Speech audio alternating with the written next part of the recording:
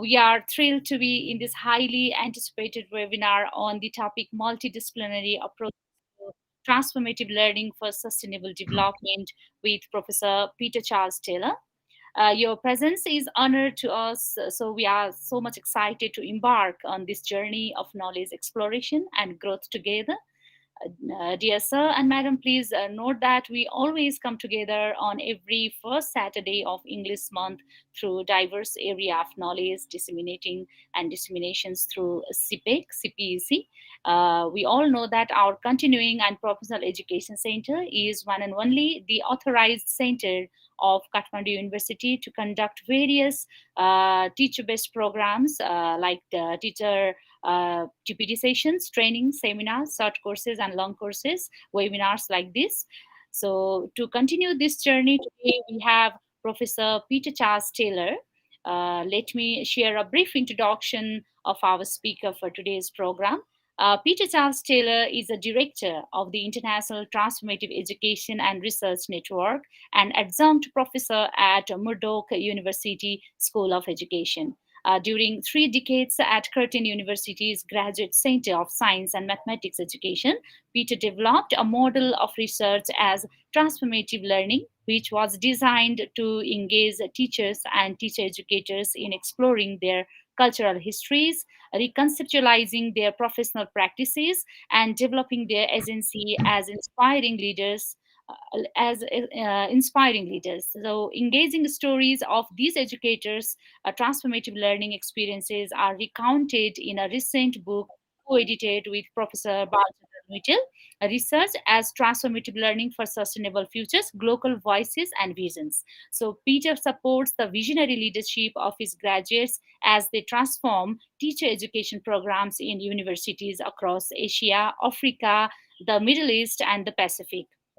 He shares with Dr. Elizabeth Taylor a vision of education for cultural and environmental sustainability for developing young people's ethical and spiritual values, which is the focus of their latest co-edited book, Transformative STEM Education for a Sustainable Future. So as we can see here, Professor Taylor is already with us. I would like to request Professor to lead this session. Over to you, Professor Taylor. You can commence the session now. Thank you very much. Thank you, Regina, for that very nice introduction. I appreciate it. It's always a great pleasure for me to visit Kathmandu University, particularly the School of Education. We have a long-standing relationship going back many, many years. And I so value the work that's going on at the university. It's very visionary, very much promoting transformative learning and transformative education at all levels. And so it gives me great pleasure to make a small contribution to what I regard to be one of the world's leading intellectual universities, particularly in relation to its impact on local community and professional development. Okay, so I've got a PowerPoint that I'm going to open up. Let's see if I can click the right buttons to do so.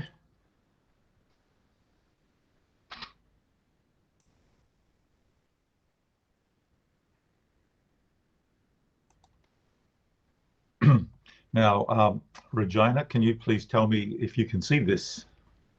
Yeah, it's coming, sir. It's It's coming. coming. Yeah. Okay. Fingers crossed. I had a little rehearsal last night because I have a new computer here. Okay. Uh, no, it's not actually. You Okay. need to click present now button, Yes. Peter, if you have Yeah, that one in your computer got that. next to the, Yeah. present now.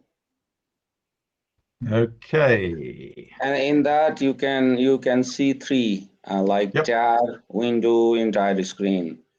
Probably you can start with entire screen. You can click and then share. Click Yep. entire screen and then share. Yeah, Yep. it's coming. Coming. Yeah. It, Yeah. Yes. it's Yeah. good, good. Yeah. Pedagogy is always important, you know. Yeah, it's nice. Yes. Go ahead, please. Tell me when you can see it.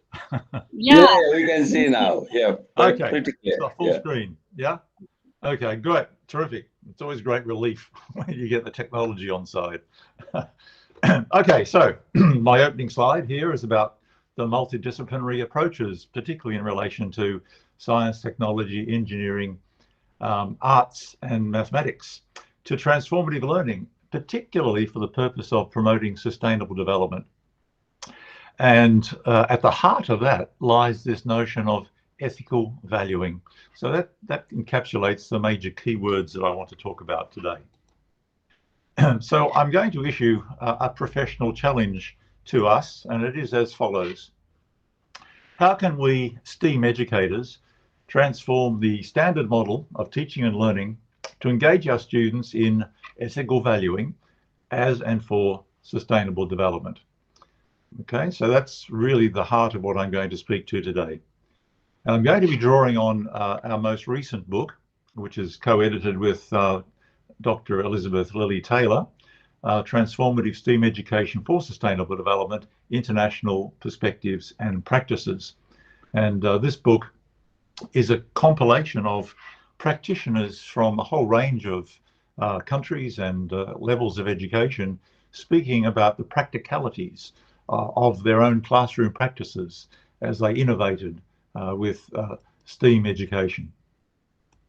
And I'm pleased to say that three of the chapter authors are part of the Kathmandu University School of Education, which, as I said before, is very visionary in terms of its ideals, and it's very successful in terms of its impact both within the university and beyond. So very, very pleased. And as I said, it's a very practical oriented book. But Professor Lewitell has written one of the opening chapters, which looks at the relationship between Eastern and Western philosophical notions.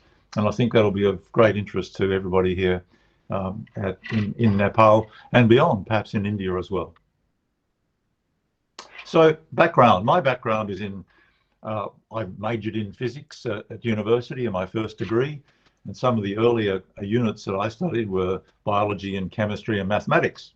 But I had a separate agenda on the side, and that was to do with literature, particularly French existential literature. I was very much immersed in a political view of the world at the time. We were opposing the Vietnam War. And so I became a very politicized person in those days. And I was very much keen to bring that political point of view into my professional education practice as I was training to become a teacher, a secondary school teacher, which I then did for the next 4 years after I left the university. So although I had that political agenda, I was still very much entranced by the products of the science, technology, engineering, and mathematics disciplines as they worked together to produce all these wonderful tools that we now have at our disposal to enhance our lifestyles. And there's just a small example of some of them. Sophia has always caught my eye, not because she's attractive, but because she's the world's first robotic citizen, given citizenship rights, I think by Saudi Arabia. So this is an amazing field of accomplishments. On the other hand, there's a question of whose interests are being served here and whose interests are not being served. And in relation to the latter, we could say that the whole world as a planet its interests are not being very well served at all, because we have now entered what many geologists call the Anthropocene era. And it's an era when, as you can see with that visual metaphor there, the human footprint on the surface of the planet has become so huge that we're doing enormous damage to our planet. And that's basically from this little quote here. We're now actually interfering with some of the great forces of nature, such as the climate, such as the oceans, and the land and the forests, etc. We've become so powerful that in a way, our technological tools have become weapons in our own hands, and they're being used in a very immoral way, in an unethical manner, to actually destroy the living planet that we are so mutually dependent upon. A few more little visual metaphors to whet your appetite for committing to sustainable development, to ensure that there is a future for not just humanity, but for the planet itself. So we're now facing so many global sustainability crises, and here are just four of the leading ones in my mind. We have climate change, and I don't know about you, but in the last couple of weeks, every time I open the newspaper, I'm being told that the planet has reached an unprecedented maximum average daily temperature, and it's going up, not going down or stabilizing. So climate change is a very real thing. The other huge impact on our riverine environments and our oceans is plastic pollution.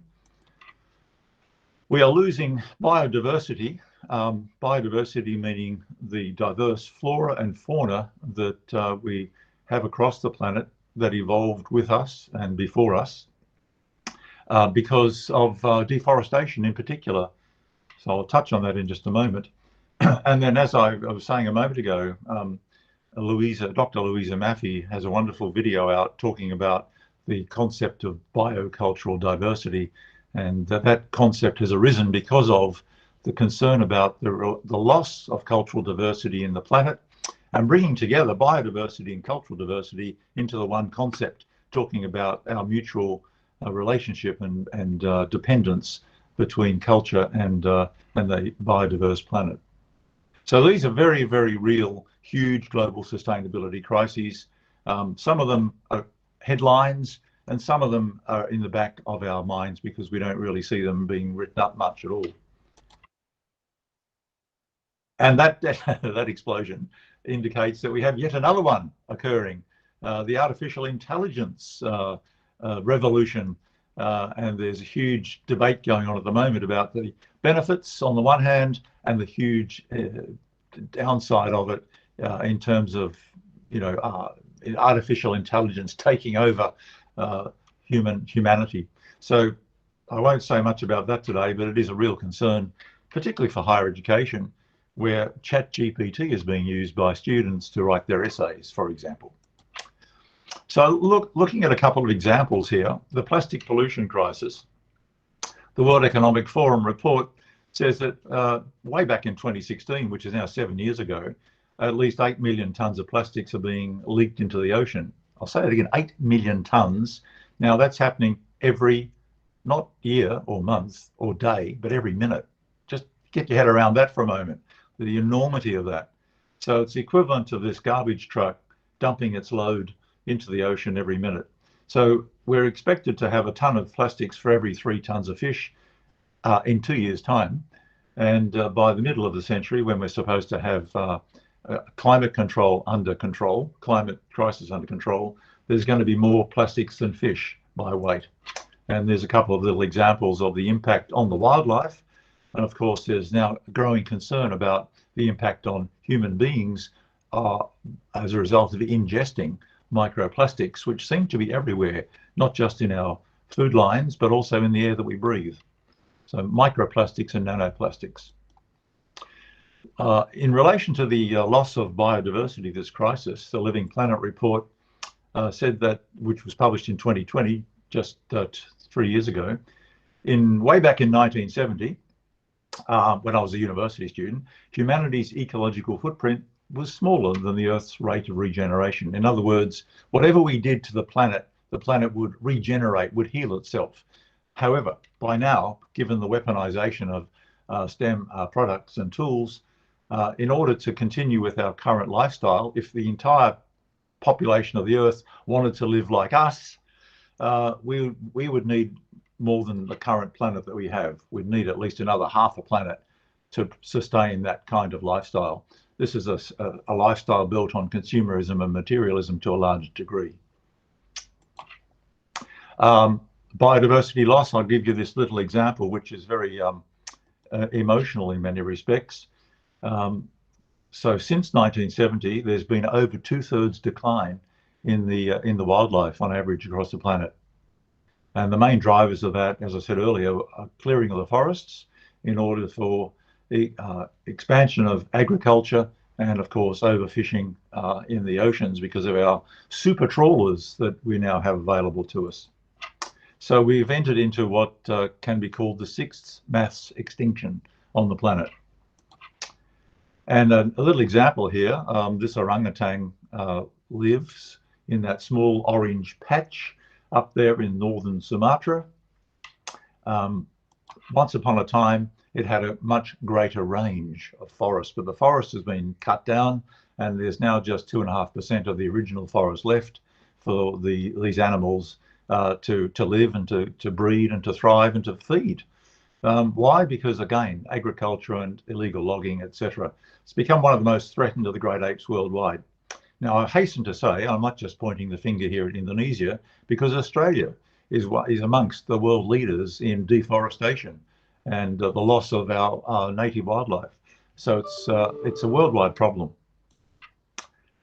So have we really reached a pinnacle of human development? We've come apparently from the oceans originally. We've now reached this zenith in our development with all these wonderful STEM tools or weapons, as some people might say. But what are we doing to the place that we actually derived from? We are severely trashing it. So are we the apex predator of the biosphere, perhaps? That's the bad news. Now let's look at how we can develop a vision for turning all that around, for healing the planet, for using STEM for the purposes of sustainable development, so that we do have, the planet has a future and humanity has a future. We have what's called a nature positive vision coming from the World Wildlife Fund's Living Planet report. And it says in part that we need an inclusive whole of society approach that empowers each of us to act, recognises the plurality of values and knowledge systems that can put us on a more sustainable path, and ensures that the costs and benefits from our actions are socially just and equitably shared. So as you read through that, the coloured words point to the importance of moral and ethical values in making sure that we are actually able to articulate a sustainable vision, a vision of sustainability, and put it into practice. The economics of the world, market economy, often fueled by our desire for more and more consumer products, our marriage to the materiality of the world, it's often seen to be in opposition to our vision of sustainability. But the good news, if there is some, is that the World Economic Forum, led by this fellow, has actually come up with 2 publications recently in which he says that as knowledge and discoveries progress, our focus and commitment to having ongoing moral and ethical discussions is critical. So the economy must also incorporate moral and ethical discussions. And even more so, just recently, he goes on to say in his new book, we need a society, economy, and international community that is designed to care for all people and the entire planet. And this notion of stakeholder capitalism is that in a big boardroom of a multinational corporation that is driven by profit making, one of the people at the boardroom table making policy needs to be the environment. It has to be given an equal say. And that's where we get the notion of ethical and moral decision making in practice. So even though we might be in universities graduating management people and finance people, there is very much room for and a compelling need for in those courses to address the moral and ethical values associated with sustainable development. The World Wildlife Fund goes on to say a deep cultural and systemic shift is urgently needed, a transition to a society and economic system again that recognises that we depend on nature more than nature depends on us. You could say that there's a mutuality, and I'll highlight that in just a moment, that we can't afford to destroy the planet, otherwise we destroy ourselves. Former head of the United Nations Development Programme, the top environmental problems are, now, you know, this strikes home, doesn't it? Selfishness and greed and apathy. And to deal with not so much the STEM products, it's the weaponization of those products by our greed and selfishness and apathy. So we need a cultural and spiritual transformation, a new consciousness about what it means to be a human being, what it means to live in mutual dependence with the natural world, from which we draw our resources, such as food. The United Nations is promoting a sustainable development vision with its publication, Transforming the World, in which it sets a 2030 agenda, which is only 7 years away, for sustainable development. And based on the Sustainable Development Goals, all 17 of them, the principles underpinning this 2030 agenda are three: with the well-being of humanity and the planet, intergenerational commitment, in other words, you know, thinking about whatever our actions are today and tomorrow, what impact will that have in the longer term, particularly on the way in which our children get to live their lives on the planet, and their children, and so on into the future. So we can't just be concerned about ourselves, the self-centeredness. We've got to be thinking about what kind of a world, what's our legacy, what kind of a world are we leaving for the future? And there's a moral imperative with ethical values encapsulated in those considerations.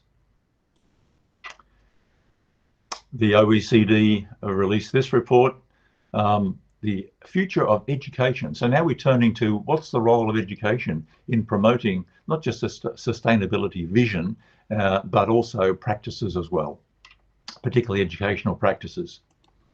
So students who have learned to take responsibility for their actions have a strong moral compass. It's quite a nice metaphor that points them in the right direction, that allows for considered reflection, working with others, and respecting the planet. Because as I said a little while ago, even though we might be graduating students, professionals into the world of economics, they need to have a moral compass. And where do they get it from, if not from their courses at the university? Professor Glenn Albrecht has come up with an alternative to the concept of the Anthropocene, which is called the Symbiocene. And there's a set of principles that he believes are very important in moving forwards to a more sustainable planet. The notion of mutuality that I mentioned a moment ago, the notion of ecology, which is the interconnectedness of all living things, ethics, the ethics of natural justice, cooperation rather than conflict. And this one I particularly love. It's called biophilia. It's about instilling in our students a love of life and lifelike forms. So if we love something, then we cherish it and we want to protect it. So this is such a fundamental thing. You know, it's not just about giving our students more knowledge and know-how. It's about doing that and getting them to have an emotional attachment to the natural world. And I certainly enjoy doing that myself. So this is my young grandson, and we happen to live in a beautiful part of the world. And he now loves going out into nature as much as I do. So this is the intergenerational commitment that we share. And of course, you will recognize this place, which I had the opportunity to visit last time I was with you.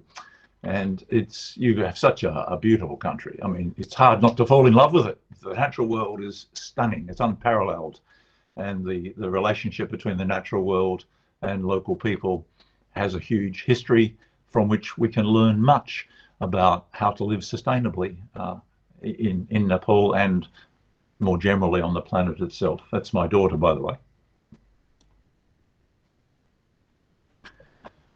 So coming back to the professional challenge, which I'll just remind you of. So how can we STEM plus educators transform the standard model of teaching and learning to engage our students in ethical valuing as and for sustainable development. And I put a little plus sign up there because often in the audience, such as today, there may be those of you who are not actually in the disciplines of science, technology, engineering, and mathematics. You might, for example, be in the discipline of medicine or in management or whatever.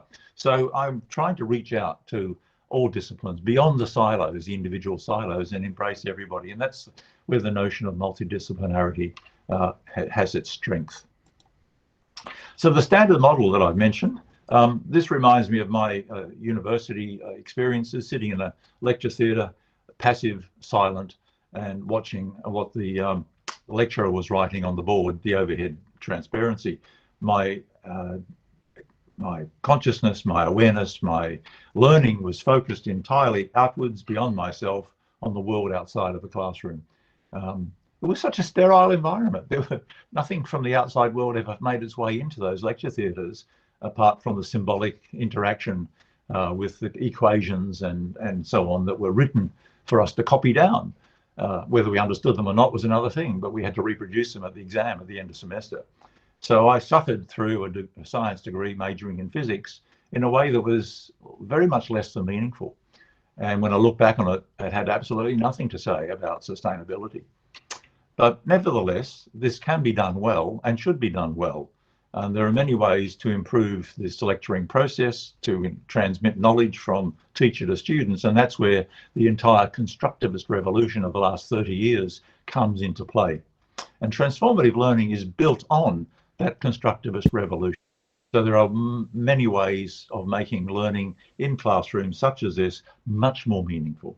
And beyond that, we want to actually bring in the notion of helping our students to develop a vision, and to develop themselves as people. And that's the next aspect of this slide. So what is this transformative model? Well, the transformative model does not deny the previous model, which needs to be improved, of course. But what it says is that we need to do both things well. We need to help our students to understand, the outer world in its many different shapes and forms, and biology and chemistry and physics and mathematics, etc., etc. At the same time, we need to help our students to develop themselves more fully as human beings. So it's not just a matter of conveying an objective view of the universe, but it's also a matter of developing in our students a subjective understanding of their own internal universes and the sharing of that with others. So we really need to be focusing on students' experiences of the world that they bring to the classroom.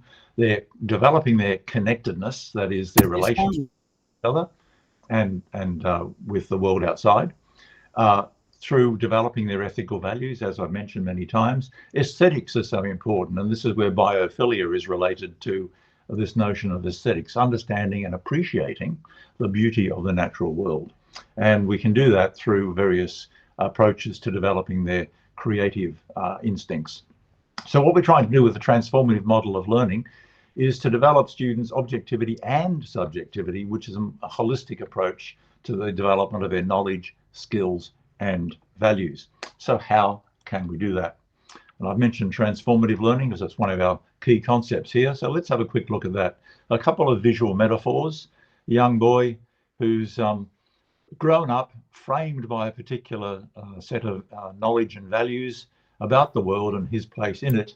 And in this case, he's stepping out, he's looking out beyond the established framework. He's beginning to understand that it is a framework, and that when he looks out, he sees others with their frameworks, and they're different from him, and some are very similar. So this is a notion of becoming aware of what's framing your worldview and looking beyond that to see that there are other worldviews.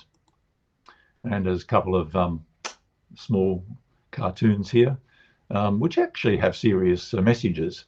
We can come out of our shells, reborn anew through a paradigm shift, and we can stop being caterpillars or treating our students as caterpillars that get fatter and fatter with more and more objective knowledge, but they in fact learn to metamorphose into a higher life form. So I kind of like those metaphors. Transformative learning draws on a huge scholarship. It's not just something that we invented yesterday.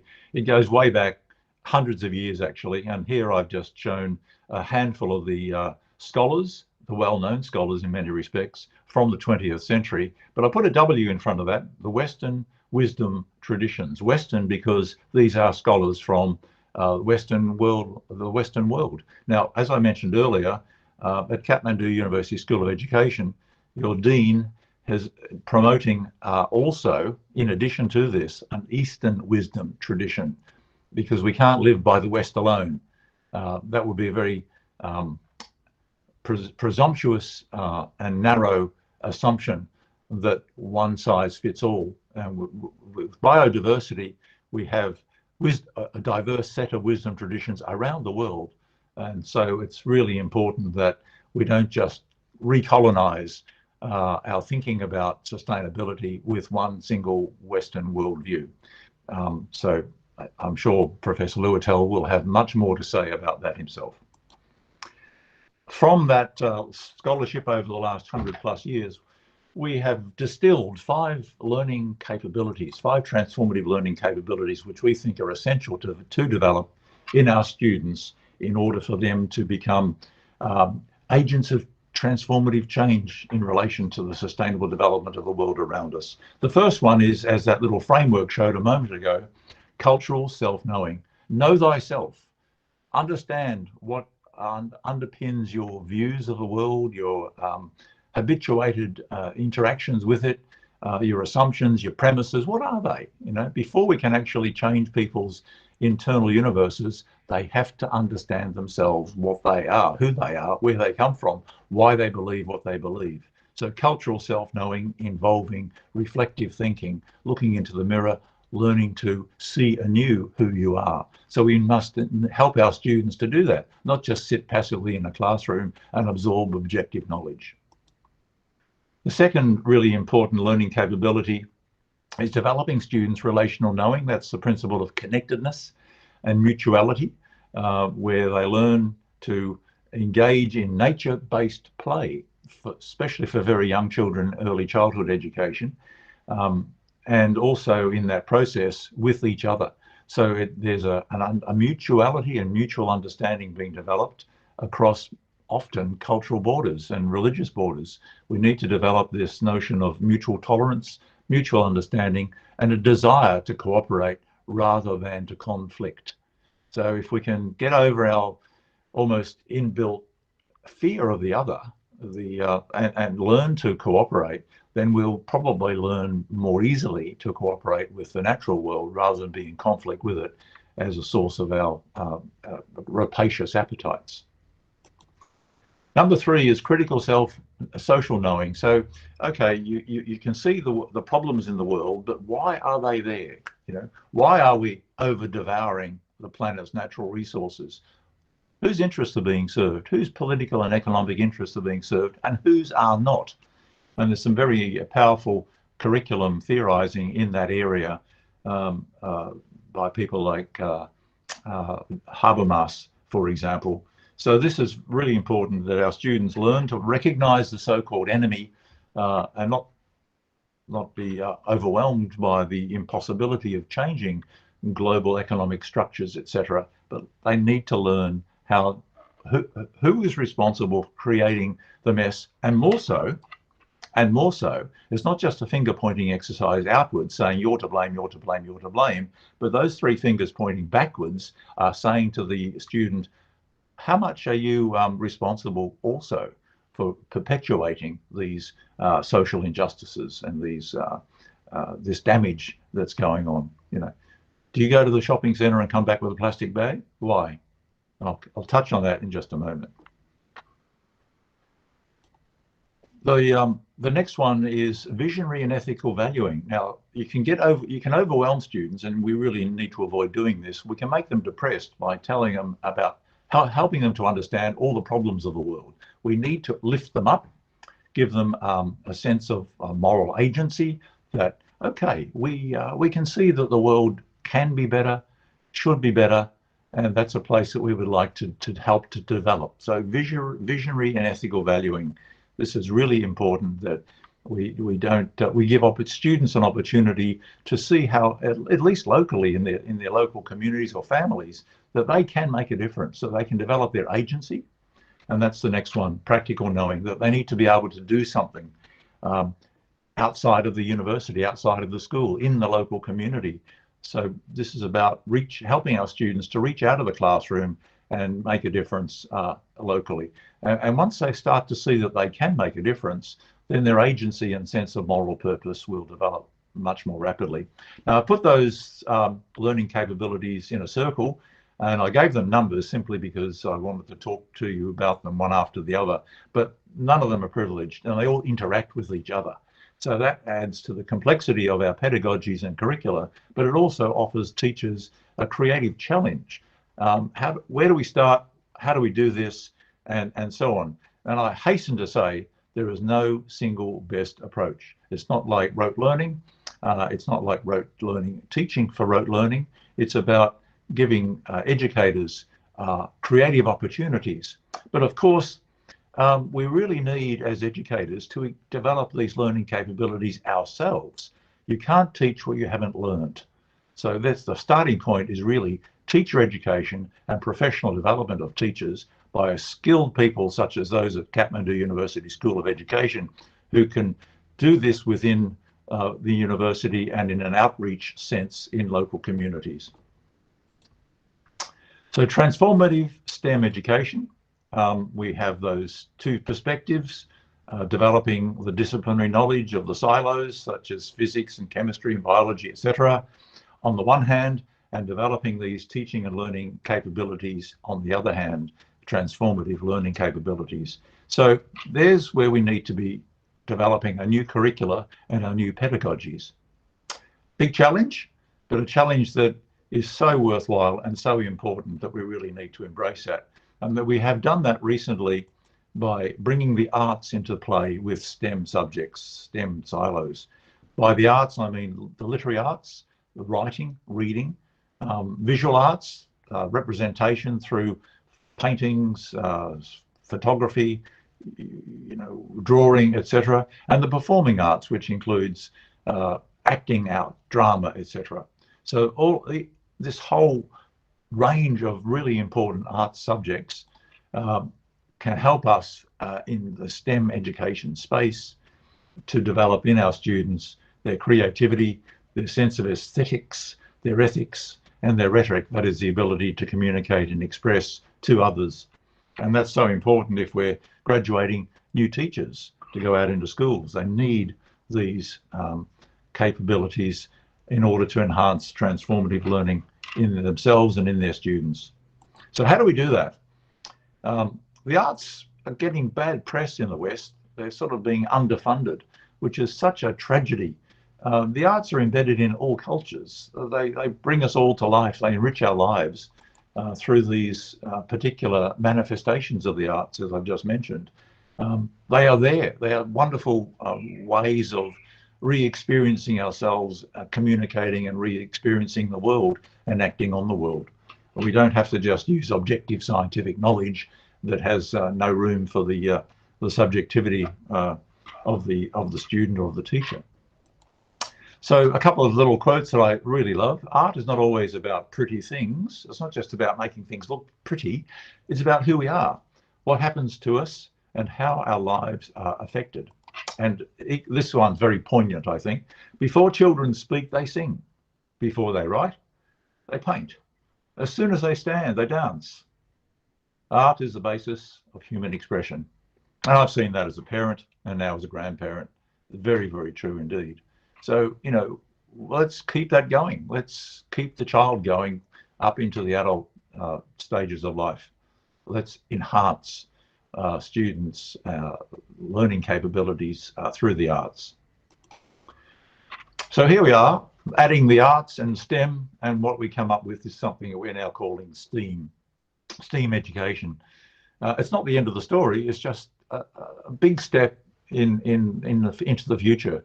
And I'm sure new acronyms will emerge over time. I've been in the education field for well over 35 years, and I can see the constant change and flux and flow. Some of it is a little bit fashionable and disappears quickly, but other stuff like this, which is based on huge scholarship that goes back well over 120 years in the the Western philosophical tradition. This is here to stay. And what we're doing is building on that and adding more importance and power to it. So we've, in recent times, brought transformative learning for sustainable development into research. And I won't talk about that today because it's a huge subject. And my good colleague there, Professor Balchandra Luatel, is the co-editor of this book. And again, chapters by practitioners from many countries who have done their master's and PhD degrees where they've adopted the role of researcher as transformative learner and looked deeply into aspects of their own culture. And these are the children of the authors of the chapters of the book. So bringing the arts into play. Now, the second one, which I mentioned earlier, is really what I want to draw upon in the last remaining minutes of this presentation, to give you some ideas about how you can do this in practice in classrooms. We've got chapters written by people who are teachers across all those different levels of education, from elementary all the way to postgrad. We've got authors from countries, a range of countries, Nepal, obviously, and Australia and other countries. As I said, some great contributors from Nepal who are currently running STEAM education programs at the School of Education. So let's look at one particular was brought into this area by Dr. Elizabeth Lilly Taylor, who did her early degrees in Austria in Europe, where she encountered this notion of ethical dilemma story pedagogy, which is a bit of a mouthful. But what it means is that you identify a conflicting social issue, such as plastic shopping bags or the ruination, the deforestation of native forests. There's some big conflicting social issues. On the one hand, you've got the issue has both good and bad ethical consequences, making it a dilemma. So we look at plastic shopping bags. Yeah, they're cheap and convenient. They've been used for many, many years. Not forever, of course, because I remember a time when there were no plastics. They only developed from about 1970 onwards. We had more organic materials to carry our goods home in before that. So they're cheap and convenient for the provider and for the user. On the other hand, their disposal has been terrible and creating all the plastic pollution problems that I outlined earlier. So we have a dilemma. You know, how do we deal with this dilemma? Do we say no more plastic shopping bags, or do we find alternatives? So there is a social issue that's full of conflict. So the idea with ethical dilemma story pedagogy is that we engage students in trying to resolve the ethical dilemmas, whilst at the same time learning the science of, for example, what is plastic? You know, a good thing for a science classroom. What's the chemistry of plastics? How are they made? What is it, just one type, or are there many types? We can study it all the way down to the molecular level. It's a really good science topic. And on the other hand, we can study it as a social issue. And then we can engage our students to develop their transformative learning capabilities whilst they're trying to reach a decision about how to resolve this ethical dilemma. And the same applies to other issues, such as treating native forests as natural resource systems where the economic imperative rules versus the ecosystem conservation imperative.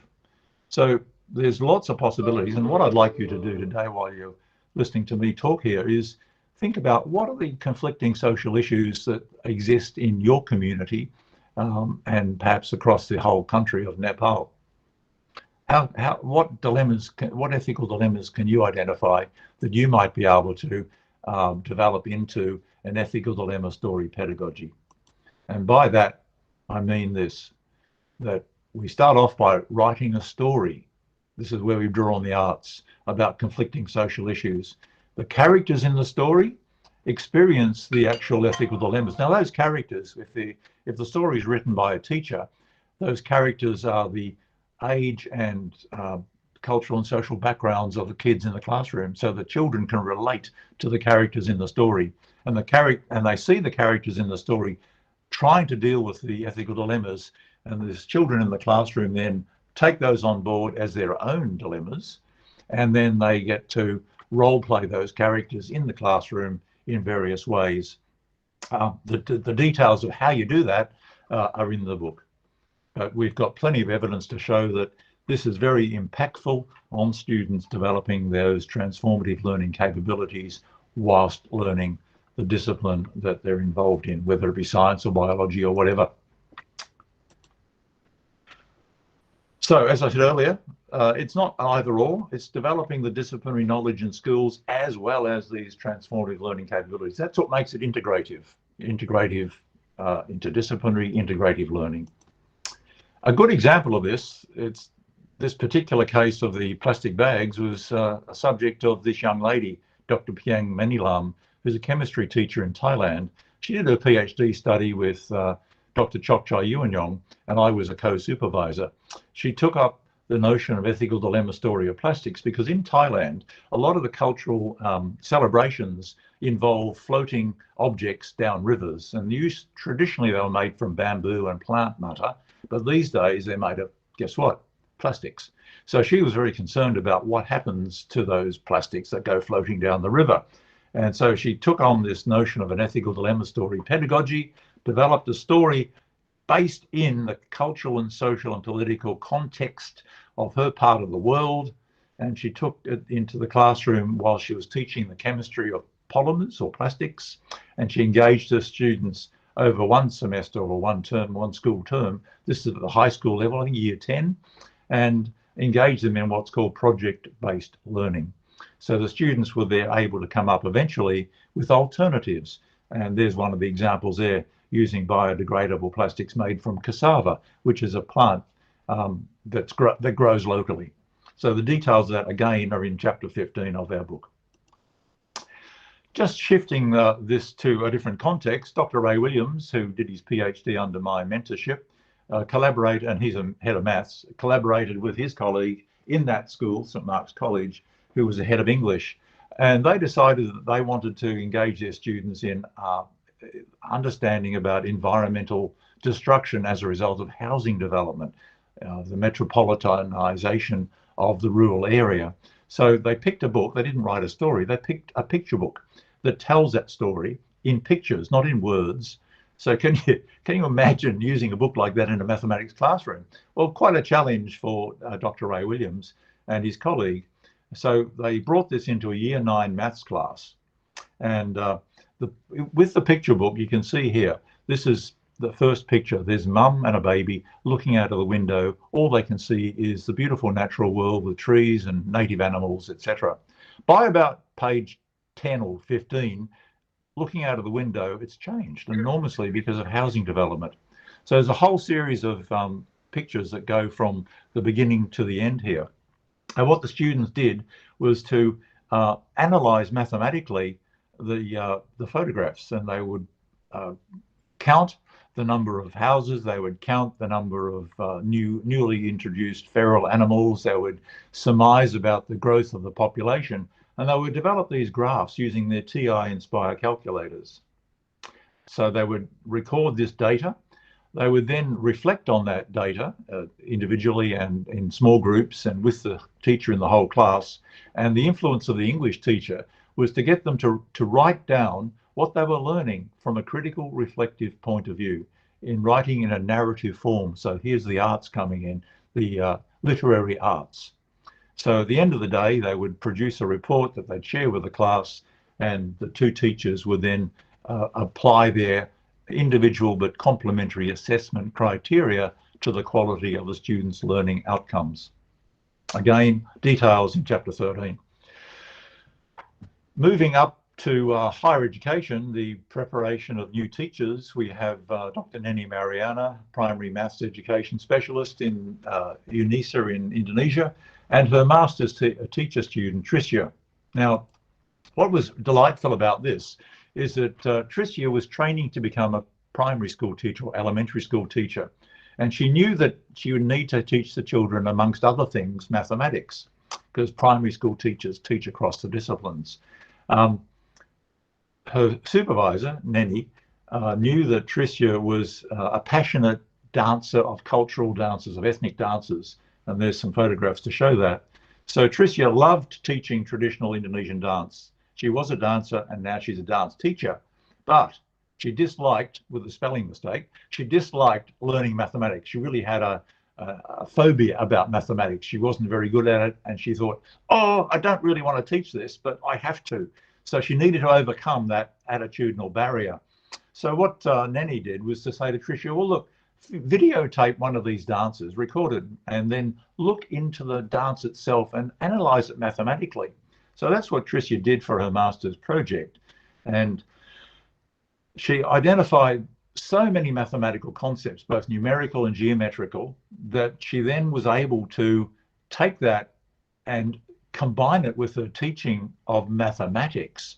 So she now teaches what we call ethnomathematics. So she integrates the culture of dance, the ethnography of dance, with the discipline of mathematics, and she integrates the two together. Again, chapter 7 provides details. In a similar fashion, Dr. Yuli Ramwati, working with her master student Arlene, who's training to be a chemistry teacher. And in Indonesia, you train to be a teacher of the silo. You learn to teach chemistry alone, or mathematics alone, or biology alone. You don't teach across the disciplines. But so this is a big challenge here, to develop this integrated approach.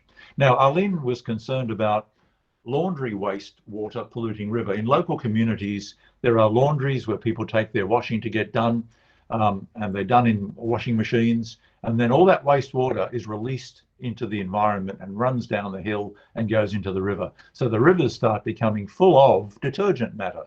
And the impact of detergents on river water is that it deoxygenates the water and promotes algal growth, which is detrimental to the ecology of the river, particularly to the wildlife such as frogs and insects and fish. So Arlene is concerned about protecting the ecosystems of the local river in her community. So again, she designed an ethical dilemma story called The Detergent Dilemma. And she got her students in local schools doing her practical work to do design thinking.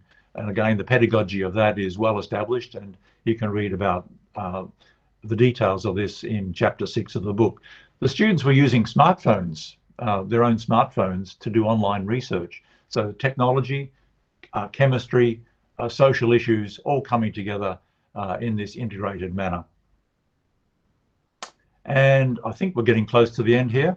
Dr. Sue Dirac, she teaches art to primary school teachers in a local school.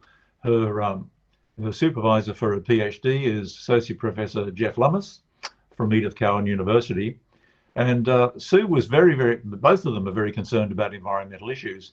Sue, in particular, thought the Great Barrier Reef, which is one of the World Heritage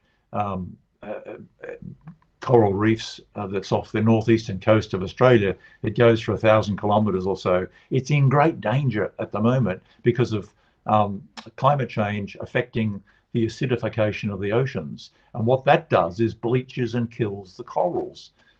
So huge environmental impact is going on up there. So she wanted to help her students to understand and to become motivated to develop their agency and their moral and ethical values about how the need to protect our oceans, with the coral reef being a particular focal point. So she collaborated with her science teacher. The science teacher taught about the ecology of the coral reefs, and in the art class, Sue got her students to use clay modeling, and the students would develop, each one of them, their own coral growth. It's sort of vegetation growth, and they all had different shapes and sizes. And the student said, can we now paint them and make them look colorful? And she said, no, because what you're doing is representing the death of the coral. And when it dies, it goes white. So the students, oh, okay. So, all right, we won't paint it. We'll leave it white. When the clay hardens and dries, it goes white.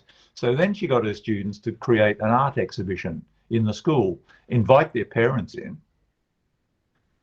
in this open night exhibition, and the children got to teach the parents about the problem of acidification of the oceans due to climate change. So that's chapter 11 and details in there.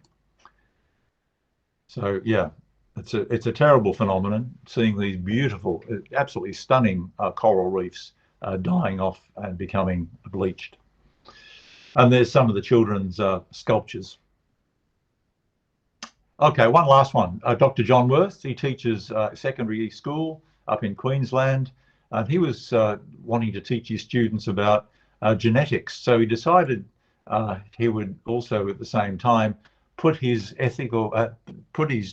teaching of genetics and genetic development in the context of genetically modified food. You know, scientists are trying to improve the resilience of our food crops to insect attack, rather than having to use insecticides all the time, and also to enhance the yield so that they'll produce more for the same outlay. So he got the students to engage in an ethical dilemma story that was downloadable. He didn't have to write it. It was about a family sitting around the dinner table, and each one of the family members had a different, sometimes conflicting view of whether they should be eating natural food or genetically modified food. So that gave the students an opportunity to role play those different characters in the story, and to have that debate in the classroom, and to look more deeply into the social impacts and the side effects, and perhaps the controversies surrounding genetically modified food or genetically engineered food. So it's chapter 15. Okay, so there's just a few examples of how you can integrate the arts into STEM subjects, for the purpose of promoting students' transformative learning capabilities, chief amongst which is the importance of developing this set of moral precepts or moral principles upon which to act in order to advocate and to practice sustainable development. So I will leave us with a little quote from the Earth Charter. The choice is ours. We can form a global partnership to care for the Earth and one another, or risk the destruction of ourselves and the diversity of life. Fundamental changes are needed in our values, in our institutions, and in our ways of living, not the least of which is our educational institutions and our economic ones as well. We must realise that when basic needs have been met, that human development is primarily about being a more fully developed human being, not simply having more, not simply acquiring or being wedded to this materialistic, consumeristic lifestyle that we seem to have been seduced by for the last 50 or so years.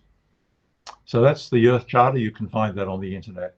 And I think this lady speaks strongly for all of us in terms of our commitment to becoming better people. I'll leave you with a message. The Earth without art is just So the arts are central to what it means to become a more fully developed human being. So, Dhanyavad, I think that's how you pronounce it. Thanks very much for your attention, and I'm more than happy to engage in conversation with you. Yes. Thank you so much. Thank you so much, Professor Taylor. It was wonderful. Yes. And with that note, being more, not having and acquiring more in terms of materialistic luxury and things. That's really wonderful and very good note. It was very good. Yes. Thank you very much for the insightful and knowledgeable this delivery in this webinar. And if there are a few questions, I'm just searching. We can, yes. Yes. Can you see there, or should I read it out for you? Let me just find chat. Yes. As I said, I'm a Zoom person. Yes, there is a question. Reading out would be great. I think, Yeah, it may be difficult for the speaker to find the chat box sometime. Yeah. Yeah, thanks. Okay, sir. Yes.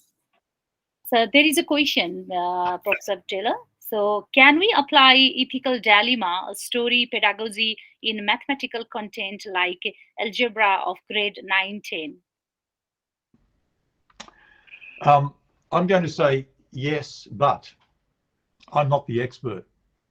The teacher of algebra is probably the expert. If you're teaching algebra, you need to be able to say, how does algebra apply to the world outside of school? and I'm sure it does. That's where algebra was developed initially, from the world outside of school. It has an historical development behind it, maybe from the Middle East, I'm not too sure. So the algebra teacher needs to be able to answer that question for themselves. If you're committed to sustainable development, then you're already motivated to start asking yourself that question. What's the relevance of algebra? Why are we teaching it? What's its purpose?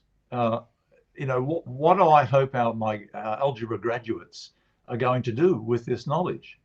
Are they simply going to throw it away because they finished the exam? Or can it be used in some meaningful way in a social context, particularly for sustainable development? So, you know, I don't pretend to have all the answers. But I do know that teachers are very intelligent people, and they need to be able to take that intelligence and apply it to this really complex, important issue. Okay. I hope he got his answer. So thank you very much, Professor Taylor. And there is another query, actually, a question is there from Surya Prasad, sir. What are the best ways to bring an ethical dilemma story in a classroom setting in secondary school education? Best Okay. ways to bring an ethical dilemma in story. Yeah.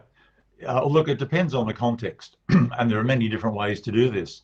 Some of the examples that I presented, the authors of those chapters who were at the time teaching in schools, many of them were in schools where they had curriculum flexibility, and they were allowed to apportion a significant amount of time in their classes to do this. Other teachers don't have that luxury. They don't have that flexibility. They're trying to implement a crowded curriculum in a limited time for the purpose of an examination system. Nevertheless, those teachers, the latter, still can find small spaces in their days, in their teaching, to at least raise questions with students, if not sit them down and do a formal approach to ethical dilemma teaching, which is desirable, of course. And maybe that's the direction which we should be trying to convince the curriculum development policy experts. I mean, that's another story. But if you are pressed for time, if you are preparing your students for a particular objective examination, there is still time to project your own sense of importance as a teacher to your class, and to raise questions, at least to help to raise their own students' critical reflective thinking. When you're teaching chemistry, you can say, where does plastic exist in your day? Go home and think about it. Come back tomorrow and tell us about it. How are you using it? And then what are you going to do with it when it's broken, or when you're finished with it, like a plastic shopping bag? Where do you put it? And when it's collected and taken by garbage collectors, where do they take it to? So you can start asking questions, at least, of the students, and then follow up the next lesson and the next lesson. It just takes a few minutes to raise people's conscious awareness. Yes, thank you very much. And there is one, not queries, but the appreciation regarding your in note. The earth without art is just yes. So he simply loved this metaphor, and he is Prasad Khatioda, sir. He is also from our Kathmandu University. So yes, he's trying his best to integrate arts in the teacher education program to following STEAM pedagogical approaches. Yes, and fantastic. Yeah. Do I have a name there? Do I have a name, Regina? Sorry? Do we have a name? Yes, Krishna Prasad Khatioda. Krishna would be Peter. Okay. You remember Krishna? Yeah. Is the name of the god in Hindu religion. I honor your yes, and there is a question, ethical from Bangladesh. He is also one of our PhD fellows. PhD student, yeah. The student Jul Karim. He's from Bangladesh. Ethical dilemma story pedagogy suits well in English language classrooms. However, how can the pedagogy contribute well to the problem solving if the rigorous testing and curriculum system are not revised? Yes, there's an ethical dilemma in itself. How can you teach ethically if the curriculum doesn't want you to do so? And is that an ethical constraint? Now, there's not a simple single solution apart from what I've just already mentioned about finding small moments in the day to talk to your students. But there's also a need for teachers to get together en masse and push back against those constraints. Now, this is the politician talking here. And the politics of education can be practiced at different levels, within a classroom, within the school, or within your department, within the local community, and of course nationally. And what better place to practice doing that than in professional development at Kathmandu University School of Education? This change of policy and practice is so important that it can't be, you can't just say, oh, it's too hard because the national curriculum and testing system says so and so. Yes, it does. But if you don't push back against it, things will never change. So this is about your own personal agency. And that's one of the transformative learning capabilities. You need to learn to respect your own agency in this respect and to put it into practice. And the practice can be any of those contexts that I just mentioned. I don't think teachers should allow themselves to be complacent, simply do what they're told. Otherwise, they'll do the same to their students. So there's a provocative answer. Yeah. I think, Professor Taylor, these are the queries, that's all. There is one I think from our Nirola sir, Smart Minds. He uses. Is that the last one, sir? I strongly feel we need to dig up science behind in age-old community practice in all cultures all over the world and recognize sustainability and practice these in our daily life. What do you say? So what is your opinion on this? I fully agree. Yeah, I mean, we need to be able to, what's the word, to dig up and to celebrate and to make widely known alternative knowledge systems. There's a big literature on this, Indigenous knowledge systems, and I think we sort of all go beyond the word knowledge to wisdom traditions. I think is a more encompassing term that involves values and spirituality and the relationship over time with the natural world. So that is also being done. There's some leading work being done in Canada by Glenn Aikenhead and others around the world too. I fully agree with that sentiment. Smart minds, well done. I can see you there. Thank you very much. I think that's enough, sir. I think these are all the queries that we have done so far. So it's wonderful that to have you here in this webinar, and we really got the experience to know about more on the transformative learning and it's our process. So it's really wonderful. Thank you very much. We really appreciate your help and support to conduct this in this way. Thank you, Peter Charles Taylor, sir. Thank you. And thank you, Dhanyabad, to Regina for wonderful hosting. I look forward to being there in the flesh in November. Yes. Yeah. We are inviting Peter in to Nepal in November. So yeah, thank you, Peter. Thank you very much. Okay. So we have completed the session for today. Thank you. So we'll meet again when next month. Yes, next month, sir. Yes, okay. First Saturday of yes, next month, sir. Okay. Thank you very much. Now I think we should stop the recording and thank you. Yes, thank you, sir.